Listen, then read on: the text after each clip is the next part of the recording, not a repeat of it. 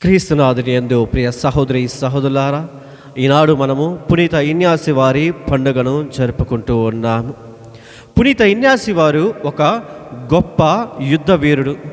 యుద్ధములో గాయపడిన తరువాత తన జీవితాన్ని తాను పరిశీలించి చూసుకుంటే ఈ లోక మహిమ కంటే దేవుని మహిమ గొప్పదని గ్రహించి ఉన్నాడు. ఆ అనుభవమే అతని జీవితాన్ని పూర్తిగా మార్చివేసింది. ఆయన తనను తాను దేవునికి అర్పించుకొని ఉన్నాడు.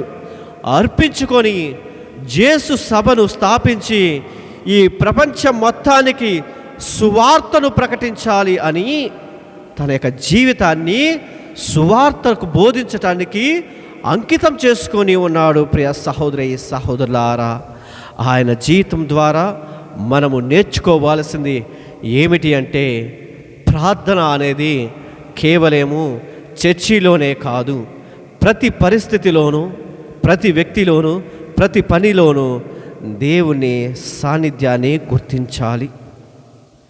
మన నిర్ణయాలు దేవుని చిత్తానికి అనుగుణంగా ఉన్నాయా లేదా అని నిరంతరము మనము ఆత్మ పరిశీలన చేసుకుంటూ జీవించాలి. ఈ రోజులలో మన జీవితాలు ఎన్నో ఆందోళనలు, ఆకర్షణలు, పోరాటాలు, పోటీల మధ్య స్వార్థాలతోటి నిండి ఉన్నాయి. పునీత ఇన్యాసి వారు మనలను ప్రతిరోజు కూడా మన యొక్క మనస్సాక్షిని పరిశీలించుకోమని ఆహ్వానిస్తూ ఉన్నారు.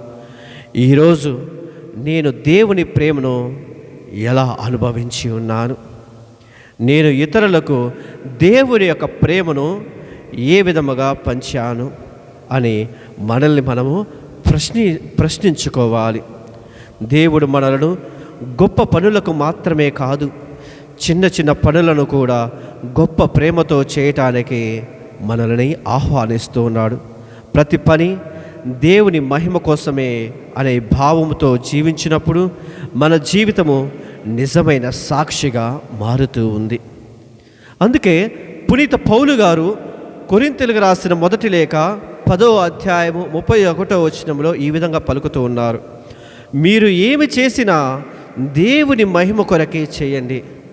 మనం చేసేటువంటి ప్రతి కార్యము కూడా దేవుని మహిమ కొరకే మనము చేయాలి. అందుకే ప్రభువు కూడా మత్తయి సువార్తలో 6వ అధ్యాయం 33వ వచనంలో ఈ విధంగా పలుకుతున్నారు: మీరు మొట్టమొదటిగా దేవుని రాజ్యములో ఆయన నీతిని కనుగొనమని ప్రభు మనల్ని ఆహ్వానిస్తున్నాడు. ఆయన నీతిని మనము కనుగొనాలి. ఎప్పుడైతే మనము ప్రభుని రాజ్యంలో ప్రభుని మనం కానీ గుర్తించగలిగితే, దివ్యబలి పూజలో మనము ప్రభుని కానీ గుర్తించగలిగితే మనము దేవుని సన్నిధిలో హెచ్చించబడుతూ ఉన్నాము. దేవుడు నాకు ఏమి కావాలి అని కోరుకుంటున్నాడు అనే ప్రశ్నను ప్రతిరోజు మన యొక్క హృదయంలో వేసుకుంటూ ఉండాలి. మన జీవితము కూడా పునీత ఇన్యాసి వారు ఏ విధంగా అయితే దేవుని మహిమను ప్రకటించే జీవితముగా మార్చుకొని ఉన్నారో, అదే విధముగా మన యొక్క జీవితాల్ని మనం మార్చుకోవాలి. ఒకసారి కళ్ళు మూసుకొని ప్రార్థించుకుందాం. ఓ పునీత ఇన్యాసి వారా, ప్రతి పరిస్థితిలో దేవుని చిత్తాన్ని వెతికే జ్ఞానాన్ని, ప్రతి పనిని దేవుని మహిమ కొరకు చేసే హృదయాన్ని మాకు ప్రసాదించమని మనాథుడైన యేసు ప్రభుని మీరు ప్రార్థించండి.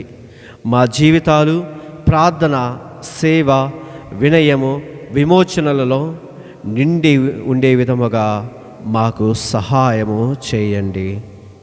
ఆమేన్.